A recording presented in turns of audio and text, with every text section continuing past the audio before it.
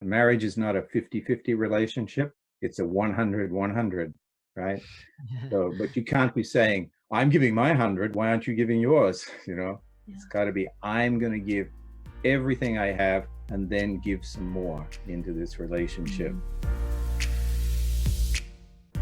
Hey, you're listening to the Blessed Couple Podcast, where we talk about how to do this marriage thing and experience God in the process. I hope you enjoy and subscribe. Let's get started. We are going to get into, the challenges of marriage. And of course, we have an ideal that we all love, and it's got nice charts and graphs and dots and lines and stuff. But then there's waking up with bad breath and the realities of life and stuff like that. So how do we make this all work? So we wanted to get into that. So please, from the bottom of my heart, I welcome both these couples. Welcome the Bulows and the Wetheralls. Thank you. Great to be here. Thank you. Thank you. Okay. Yeah, I think we were going to start off and just share a little bit about our life for about 15 to 20 minutes and some of the things that we've been through. And then we're going to turn it over to the Bulows, and then they can share a little bit about their life and their experience. And then after that, we can have some time for just some general Q&A. And I'm sure there'll be a lot of questions about how we can build a relationship together. So I just wanted to first kind of share that almost every couple that I talk to, especially in our church community, tells the story of how they are so different from each other. So, the husbands and wives may be from different countries or from different cultural backgrounds. So in our case, it was very similar. I'm from Australia, and I just wanted to share this picture. So this is myself and three of my brothers. I have actually four brothers and a sister. So I grew up in a very rural environment in Australia, and that's me on the left in the check shirt. I was the eldest of the boys. I have an older sister, but I grew up in a rural environment. It was a farming community, and what you're looking at there is actually a flood. It was like all of that water behind you is flood water that overflowed from the river, and we had a farm on the other side of that river somewhere. We lived on this side. And there's a boat in the background, and that boat is coming across to pick up the milk that they would take across to the other side to feed all the people who were stranded on the other side. So, I was barefoot and running around in the grass and chasing the cows. And that was my experience growing up in Australia. And then I joined the church when I was about 19 years old. And then I didn't have a chance to kind of grow and experience working in the world or getting a job and doing all of those kind of things. So then that was kind of my background. And then I want to give Daniela a chance to introduce herself a little bit. Hi, everyone. I come from Milan, Italy, and my background was obviously very different. I'm the oldest daughter, and I have two younger brothers. And actually, my family joined the church. All my family joined the church, and they were all blessed in 1995, whereas Roger and I were blessed in 1989.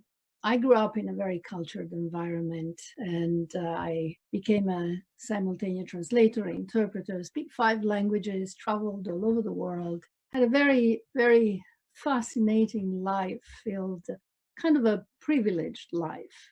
But I joined the church. I made a decision to join the church in 1985. One of my brothers witnessed to me, and I basically, within a couple of years, I left everything I had and decided to put my heart into God's hands for my marriage. All right. So in January 9th, 1989, we were matched by true parents. True Father put us together, and this is the picture from the day after. And I think it's very symbolic or very representative of who we are. So you can see I'm still dressed in like these old clothes. So if you've ever watched Crocodile Dundee, it was very much like that. And I got blessed to the princess, right? He was the one who had all the culture and, came from the fashion city of the world and this kind of thing. And I just felt like I'd won the prize, I'd made it. And so after that, then we were blessed. This is our blessing picture. Later. 3 days later on January 12th. So you can see me looking in this picture at her in kind of this awestruck fashion. It's like, oh my gosh.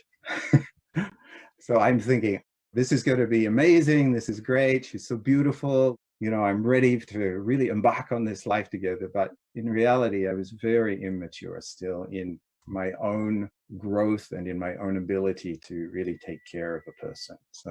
So when Father was looking for my match, I really love true parents so deeply that I didn't really mind who they would have chosen. And the moment that Father put us together, I had this feeling of this complete, like two apples, halves coming together. And it was a tremendously deep, deep feeling that lasted about 30 seconds. And then it was gone. And from that moment on, the experience was like, who is this child that has suddenly come on my lap? And what am I going to do with him? And that was really very challenging to understand that there was something there that I had to learn. And many times sitting in front of Father in Belvedere, I would hear him saying, you would all like to be married to me. You would like this ideal husband, but actually it's in your hands. It's in your power to create your own husband. And it is with that heart and not forgetting those words that I decided I had to really help raise this child so that he could become a different person. Actually, could become the best of himself. So it was when we started off in our relationship, it was actually quickly it became very difficult.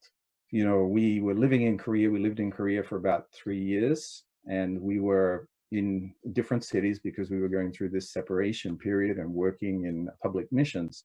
We would see each other on weekends, or maybe every 3 weeks, or once a month we would get to meet each other. It was constantly like this tension and this struggle that was going on in our relationship, because part of it was the cultural thing, because I didn't know how to really respect her as a woman, because in Australia we really treat women in a very different way, as almost like a mate, a friend, rather than as God's creation, in a way, as this incredible, different but beautiful human being. And Italian men have an incredible way of treating women, very respectful and uplifting. And sometimes I would try and kind of joke around, and we would try and do these things, but it was just so tense. And then eventually we struggled, and there were times when I just wanted to give up. I didn't think this could work. And sometimes my wife would come to me and ask, why do you stay with me? Why do you keep on putting up with all of this thing? And I remember at one time she asked me this, and I said, because I have the vision that one day, if we can get through all of this, if we can go through it, we will have the most beautiful relationship, and it will just be so wonderful that all of the pain and the suffering of the past will disappear. It's true. But she didn't think that at the time. She thought, I want to kill him.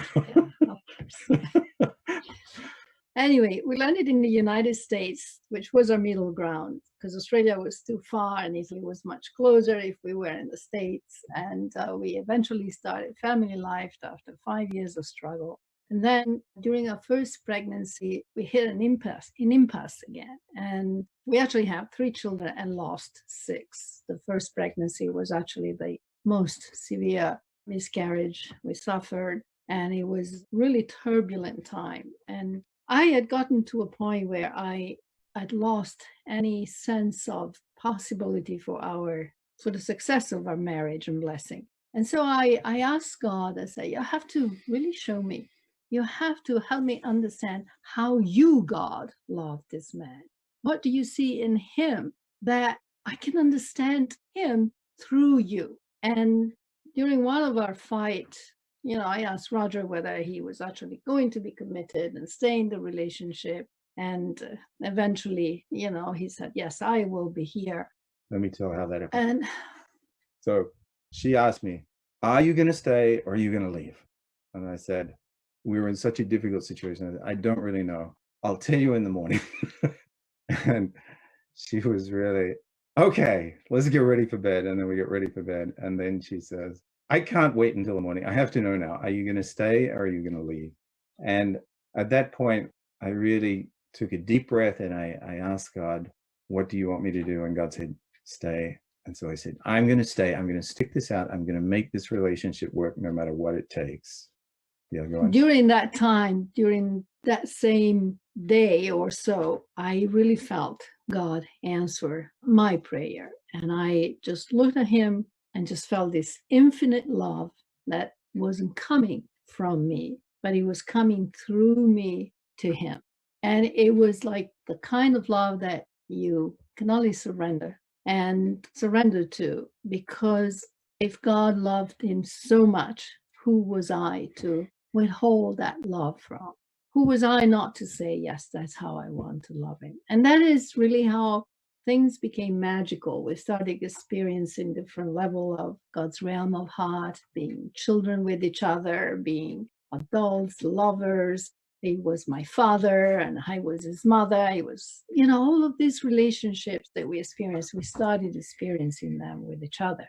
Yeah. And during those 10 years, we had 3 children. Those were incredible years in which we really focused our heart and our soul in raising these children. But we sort of forgot about who we were. Our focus was our family. And we started working on bilateral tracks, kind of losing track, really, of where the other person was. Yeah. So actually, as we were raising our children, it was a beautiful experience. I mean, we really had so much fun. We grew a lot together. But I think anybody who has raised a family know that it takes a lot of work. There's a lot of effort involved in making the money and preparing the food and changing the diapers and organizing the activities and getting the kids to school and everything. So you tend to be focused on the kids rather than on who were each sleeping other. in our bed too. That's right. So about 9 years ago, again, we came to another impasse in our relationship. I have to say, I was not really working on myself as well. I know that I was still, although porn was never a big aspect of my life, it never was something that, really attracted me or that I was constantly involved with. I did struggle with masturbation in some areas, and I also had a habit of looking at other women, looking in a kind of a lustful way and really, appreciating them. And this was really painful to my wife, and it really was damaging to our relationship as a couple. This is like sometimes we would go out together and we would visit, go to a party or something, and there may be some beautiful woman there or something, and I would be looking at her, and this was so painful to my wife. So we would have big arguments around that. So I really came to the point where I felt we came to this in our relationship, and I realized that I had been withholding my love from her. There was part of me that was still not really trusting enough to really surrender and be vulnerable and open myself up to her in that way. And that was really holding us back in our relationship. For me, it was the realization that when I went to the matching, I actually accepted True Father's decision, but I never chose. I never made my choice. And realizing that for all these years, the idea was yes to the blessing, but this was our marriage. I had to choose. And understanding that I wanted my husband to be my choice. This was an incredible freeing experience. And we actually had the marriage rededication ceremony that we involved our children, we involved elders in the church. We made a huge celebration. We have this joke, we told each other, I choose you, Pikachu. Yeah. And that was a way of really saying, you are the one that I want to spend the rest of my life with, the rest of eternity. And making that choice was a transformational point, beginning point for us both. And that is when we started opening the doors of our hearts. I was doing yoga, Tai Chi. I invited Roger to come to my yoga sessions. We started ballroom dancing. I come from a family of artists. My father was a very famous singer. He taught me how to sing, how to dance. Dancing with Roger was like dancing with somebody who has cerebral palsy. It would always be on my feet. It would be a disaster. But so for me, even to say, okay, let's try ballroom dancing, learning how to let him lead, learning how to surrender in his arms was actually an incredibly profound experience that brought us closer to each other, right? It was really beautiful. We did line dancing too. We went to the Energized, we went to 4 of the Energized retreat couples. And then we felt, as we grew closer, we felt there is something we want to do for others. We really need to invest in others. And that's why the marriage course came about. Nancy Jobs suggested it. We went to Mark Gungor seminars, which were awesome. We laughed so much for 2 days that we thought we would never recover. And I had cramps in my stomach from laughing so hard. Yeah. But it's the Lemmer Forum. Yeah, so these things that we started doing actually also helped us as a couple to grow, So I first went to a yoga class with my wife. I felt like I was an intruder into her space, but You were. and it wasn't something that I was really interested in doing specifically, but I felt, I just want to be doing something that she's doing as well, because I worked, in a company all day, and then I came home and we spent some time together, but we weren't really doing things together as a couple. And the Energized Couples Retreat that are put on, by the Blessed Marriage Project associated with High Noon are just an amazing experience. It's a chance to really step out of your mundane routine of life where you're kind of, just taking care of the details all the time, and then to go out and spend time talking about really crucial, important issues, about all the stuff that's under the surface that you don't really normally talk about or discuss.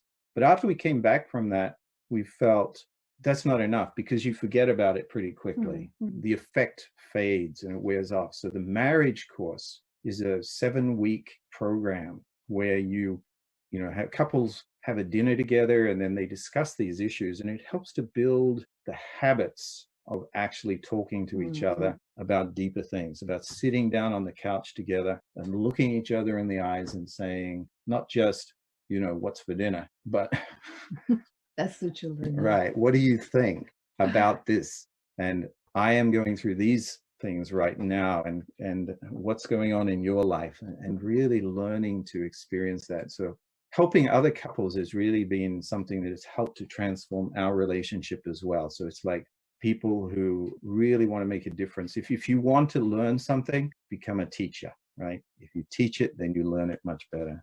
One of the things I wanted to mention also is that all the things that we are presenting are really bricks. And with bricks, you can actually build.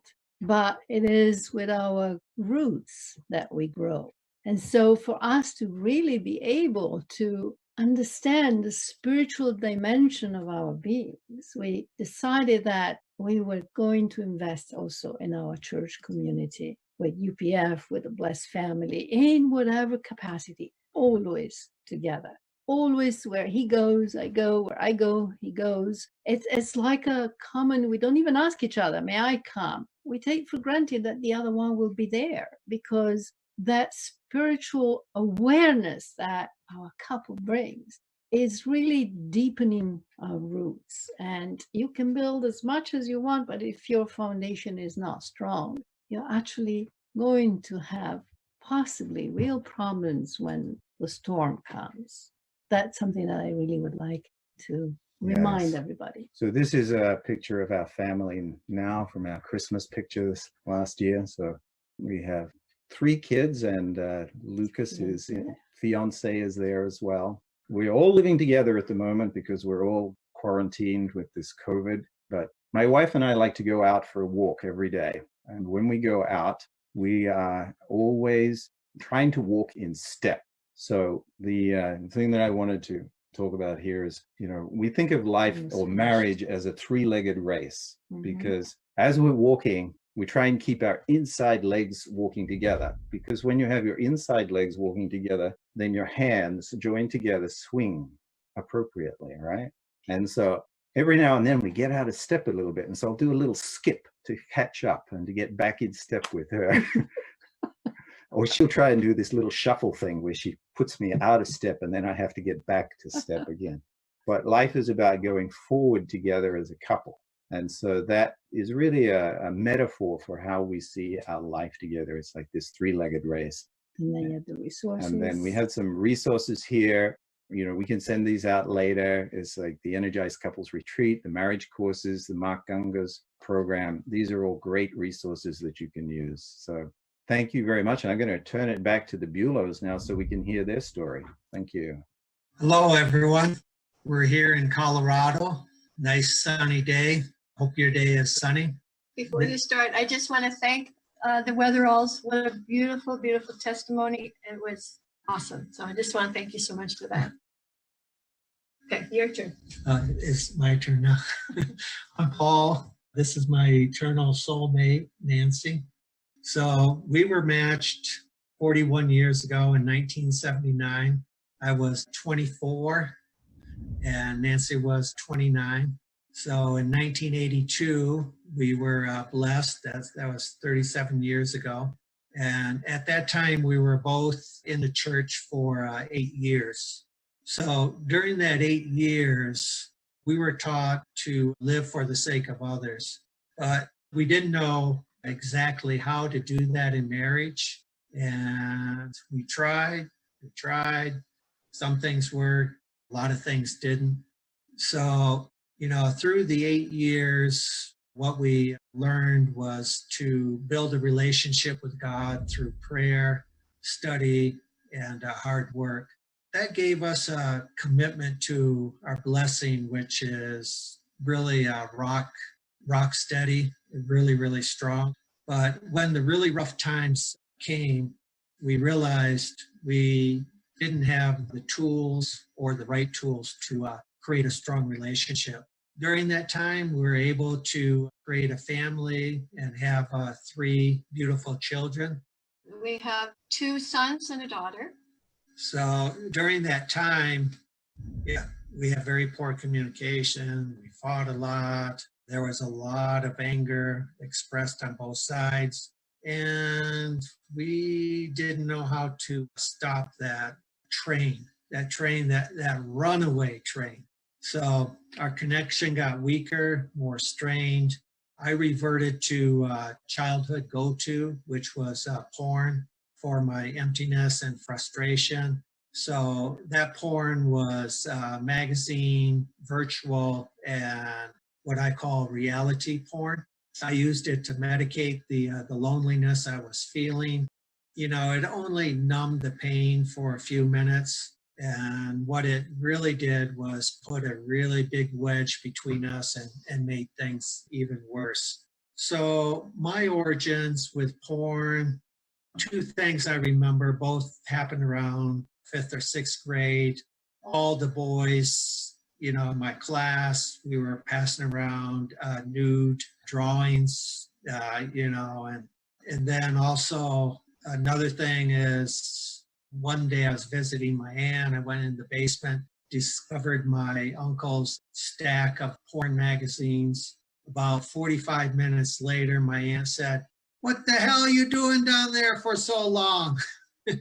And I was kind of banned. I was banned from the basement, but that was really where the hook was set in me. So fast forward, 13 years of marriage, I revealed my addiction to Nancy after a family weekend workshop, is family healing workshop, and we began our healing journey. So, addiction has many definitions. It's all basically about the same, but one that I really like a lot and a really good resource is Tommy Rosen, who is the founder of Recovery 2.0. And the definition that he uses is addiction is any behavior you continue despite the fact that it brings a negative consequence into your life. So our topic today is repair broken connections. So Paul's reveal was really shocking for me. We had 3 teenagers, actually preteen and teens, and I share that if I had a gun, I probably would have used it at that time. Fortunately, we did not. And the World Peace Through Ideal Families motto was a distant dream. and there seemed to be no roadmap. So Paul and I, after that reveal, started looking for roadmaps. And so today we want to share with you some of those things that we found that work. So after the initial rage and disgust, I actually realized that this rupture in connection was a trauma, was a betrayal trauma. And I didn't get trauma therapy then, but I have been getting it in the last five or so years. But what I did was start with 12 steps. And the 12 steps pointed to the fact that both of us had past and present healing to do.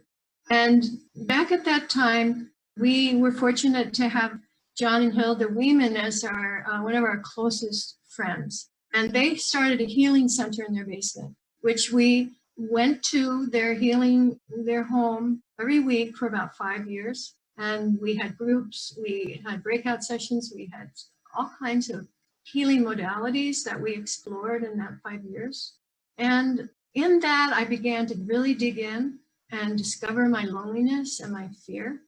And I began exploring my family of origin and doing inner child work, discovering that part of myself that was invisible and unconscious, but screaming for help. The fact that Paul had his own healing journey, I could focus on that, but that didn't help because I really couldn't fix Paul. So I just started to fix myself, to heal myself. So I realized I have a severe disconnect in my family of origin. I didn't experience any emotional closeness, and also uncovered a sexual trauma, which impacts my adult ability for intimacy. And during that time, even though we were doing our individual healing, we lived parallel lives. And of course, as Daniela mentioned, we were also raising children, so we were very busy. But we were miserable, and we knew it. So about 10 years ago, I discovered a therapy called imago therapy. And that changed the trajectory of our relationship because the teaching is the purpose of marriage is to heal each other's childhood wounds. So I'll say that again. The purpose of marriage is to heal each other's childhood wounds. So for me to be here for you as my spouse, I need to heal myself first. So what we needed to learn was what our attachment styles were, which were avoidant and just chaotic, and create self-discipline and through our self-discovery. And also what we learned was the purpose of adulthood is to finish childhood. So in the workshop, there was a dialogue called Childhood, Wound, and Adult Need. And we were guided, carefully guided through this dialogue. And it was like something came off my eyes and I was awakened to not only my childhood, but specifically Paul's, because I stopped talking and started listening. And I saw Paul as God may see him, as Daniela mentioned. And who I saw was a man whose childhood needs were not met and who is bringing those needs, those imprints and those triggers into his adulthood. And it was vice versa. Paul saw that in me also. The result was that Paul was no longer a monster or my enemy or a pervert. But when we could do the dialogue, I began to experience compassion. And when he began to listen to me, then I could be seen and heard, and then I could be listened to and healed as well. So it reminded me of when I was matched with Father. Paul was all bright-eyed and bushy-tailed. He was just ready to go jump in bed. And I was like, oh my God. But God said to me, Nancy, you need to restore your love. So this has been the motto that I'm trying to remember on a daily basis, but now remembering more and more as we are intentional in our marriage, that we have unmet needs, we have unfinished business that prevented us from maturing. And a newest book that I found is When You Marry a Child, Don't Expect a Man Right Away. And that's probably the same on Paul's end. When you marry a child, don't expect a woman right away. Because I was not ready to be a wife to him. I was not ready. But maybe 27 years later, I became ready.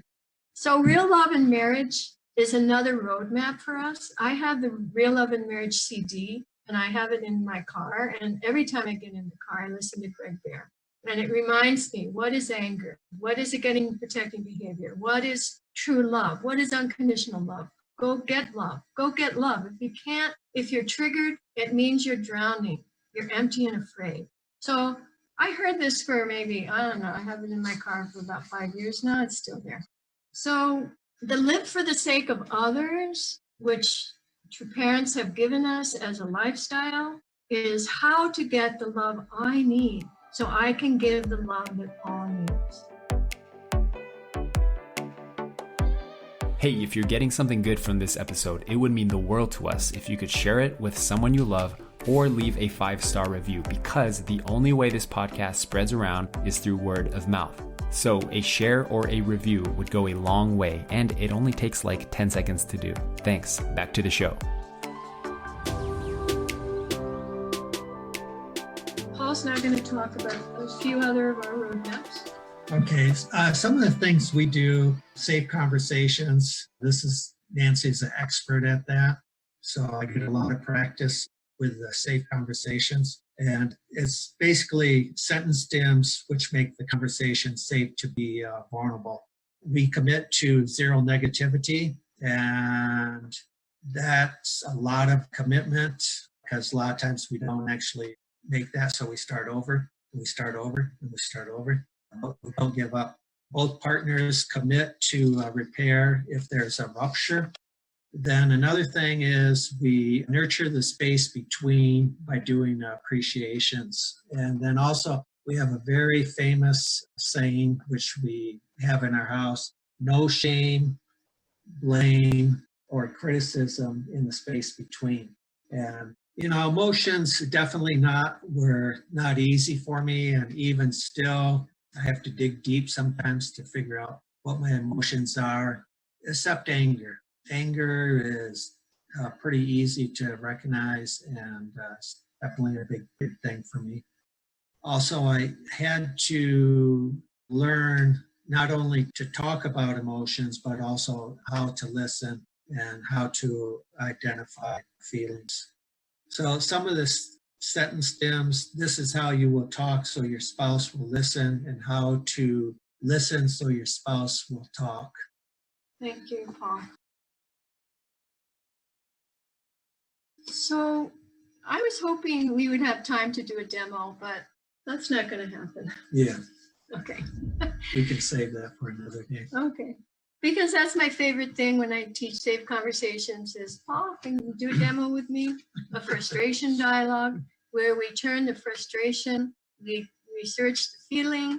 I'm feeling angry, and then underneath the anger is the pain, and then the tears come, and then the wish comes. And then I wish you could do this differently. And then this is a beautiful dialogue that we do in my class, and I just love it. And I do it as often as Paul will be available, because the first step is, are you available now to have a safe conversation? And that's a no. Right? Not all the time. Not right now. So my newest roadmap is Doug Weiss. He coined the term intimacy anorexia, which is withholding physical, emotional, and spiritual connection. So we are 3-pronged beings. We're spiritual, we're emotional, and we have a physical body. So he has a roadmap. If you do these things, you will recover your anorexia. You will recover what area it is that you can't tolerate. And for me, it's physical. It's physical. It is just, I'm having a hard time. Forgive me. But Paul's is emotional closeness. So the 3 things that he says to do, they're called 3 dailies, and I'm going to share my screen again. So the roadmap to intimacy anorexia recovery The 3 dailies, for me, actually, this encompasses 3 modalities, which I love, which are safe conversations, real love, and this anorexia recovery. The first thing we do is share 3 feelings, or we start with 1 a day. And Paul would start, or I would start, and I would say, I feel lonely when you are out searching for mushrooms all day long. I'm a mushroom widow. And my memory from childhood is when I was young, my older brothers and sisters, I was the youngest of 4, would go out without me because I wasn't old enough to go. My next sibling was 5 years older, then 8 years and 10 years. And I really grew up as an only child, listening to my mother's opera music. She wasn't from Milan, but she loved opera. And we do this. So this encompasses the safe conversations, which brings back the childhood memory. And also it encompasses the sentence stem, is there more? Because often when Paul speaks, it's 1 word, 1 sentence, and I don't remember anything. But then I get to use my sentence stems. Is there more? Is there more about that? And I get to get curious. And he's given me permission to do that. And then we dig deeper. And we do that together. We do that every day. And that restores our emotional connection. And then praying out loud together, restore, and reading Father's words or any kind of spiritual literature helps us with our spiritual connection. We do yoga together. We do Om together. We do all kinds of stuff together to be spiritual. And then giving each other appreciations. And this is also safe conversations, which is a discipline that we do every day. We really do this every day, but I try to do it those appreciations throughout the day, like right in the very beginning of the day. I'm going to give you number 1 now. Like, thank you so much for putting the dog out. So we don't have to think at the end of the day, but that nurtures the space between. And I'd like to say something about the space between, which is an energetic reality. And there's the story, our little analogy. It's like when you're giving your child a bath and they go to the bathroom, they go poop in the water, and you look at it and you say, wow, there's poop in the water. Do you just say, just keep it there and continue giving a bath? Or do you take the bath water out, remove the toxic stuff, and replace the water? So that's what zero negativity is for us, is removing the negativity, putting it into a safe conversation. I'm feeling negative right now, and then deal with it in a safe conversation. And putting appreciations, putting new water, putting fun and stuff like that. Yeah, just self-care, explore your passion. I have chainsaw therapy that I use a lot, which is just going out and chopping wood. I do silversmithing, I do lapidary work, and my childhood passion, which still continues strong to this day, is foraging for wild mushrooms. So, I take time out to do the things that I really love, and that's definitely been an important part of my healing journey. Well, thank you. Thank you. We have a couple questions here. Firstly, this is a common question that I see quite a bit, which is what happens when you have a couple where there's one spouse who really wants to seek help and wants to improve their situation, and then the other one is very reluctant or even adamantly opposed to, I'm not going to that thing. You can't make me. What do you do in that situation when both parties aren't, simultaneously interested in resolving the conflict? Yeah, that was really me.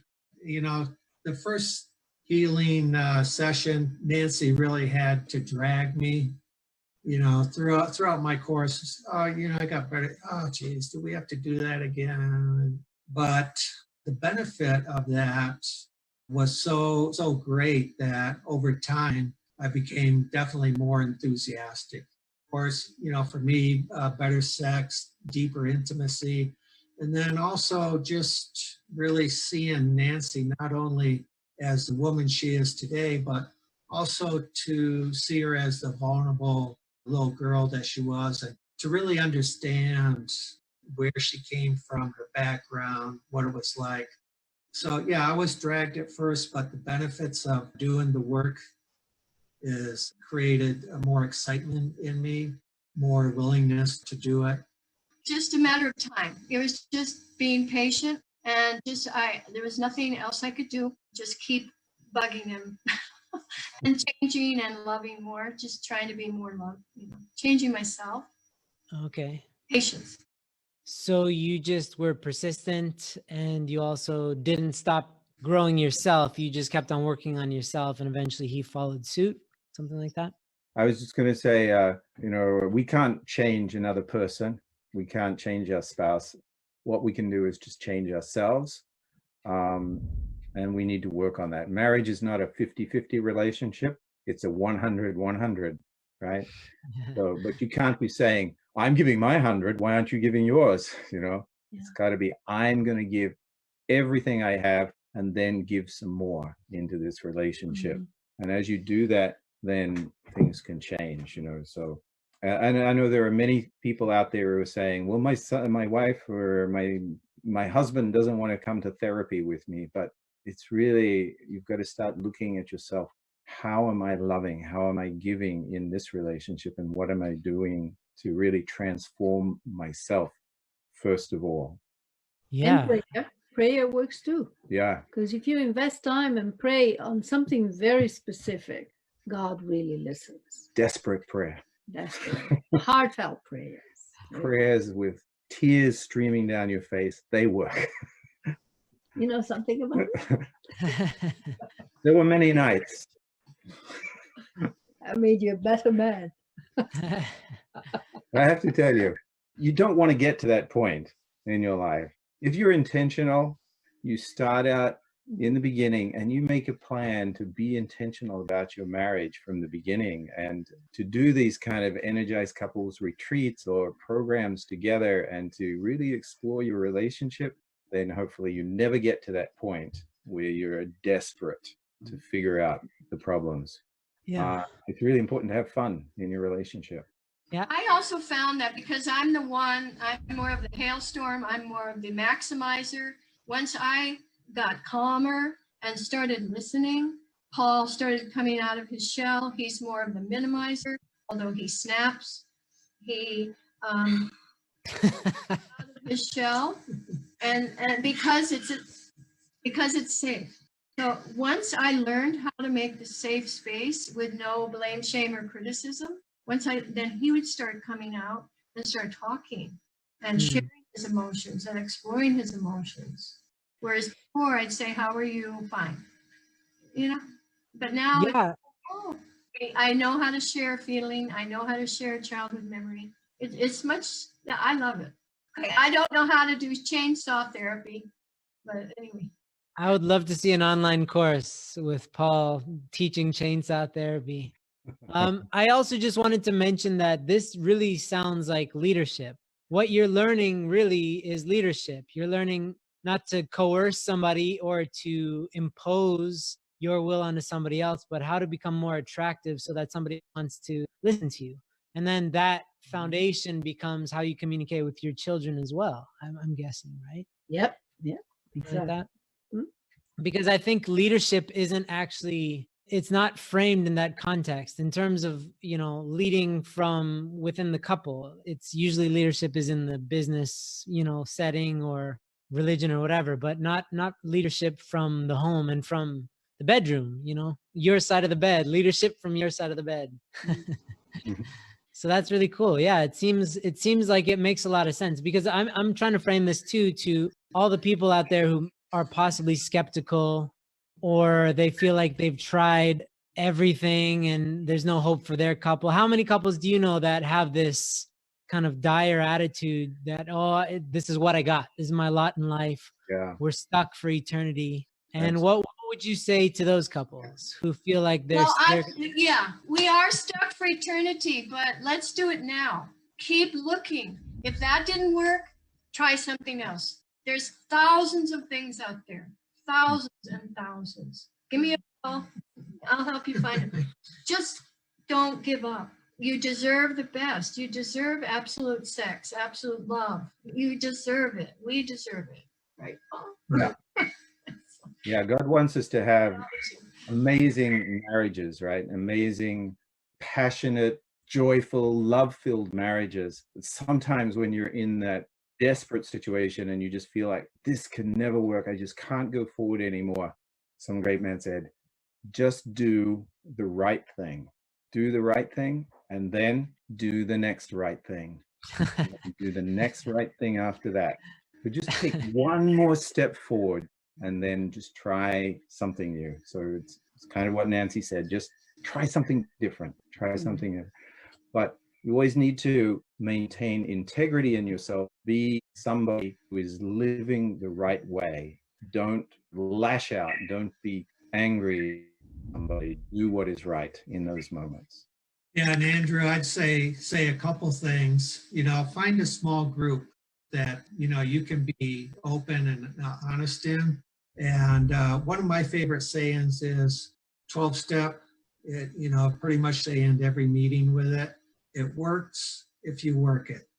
And with us, we did a lot of things. Some things we practice more, but practice. It works if you work it. Yeah, I've seen you all, especially Nancy and Paul, I've seen you in action using the lingo in real time when you guys are setting up for the marriage course and there's tension, you guys would work through the drills. It was a miracle. I loved it. Also, I'd like to say one thing. When Hilda moved out of our area, I didn't have my best friend there anymore. So I started a small group of 7 women to create more best friends because I knew I couldn't survive without a best friend, without a girlfriend. Yeah. And we read through all of Greg Bear's books. We read books for 3 years together, and it was just so enriching. And that enriched my life. That helped me to survive while we were still on a parallel course until he jumped in fully. So it takes a while, when you don't grow up in this emotional thing and you're taught don't feel, all of a sudden start feeling. And same with me, it's taking me time. And Paul's being patient with me. So patience, I would say. Outstanding. So I just wanted one very quick question. If you could look to your lovely, beautiful spouse and think about the one thing you love most about them. And if you could share that with us, what do you love most about your spouse? The thing I love most about this man is his love for God and true parents. It resonates with my heart. And I think that this creates a rainbow of love between Australia and Italy.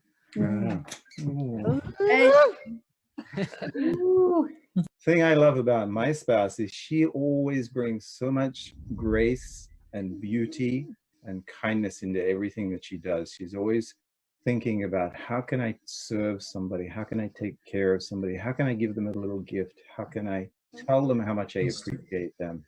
And she does that for me as well. And that's very precious. Very adorable. Thank you. The Bulows. The one thing I love about Nancy is she never gives up on our relationship, and she's always striving to make it better and always working to make herself better. So that's what I love about her. And I'm going to say it to you, Paul. One thing I love about you is your red hair. You are so handsome. And I know you don't hear that enough. You are my handsome, eternal love. And that's what I love about you. Yeah, I'd like to hear that. That's He blushes when that happens. I love when he blushes. It's so cute. I love he's already kind of red and he goes into like Technicolor red when you compliment. That's the great thing of having red hair. Even at 65, you can still blush.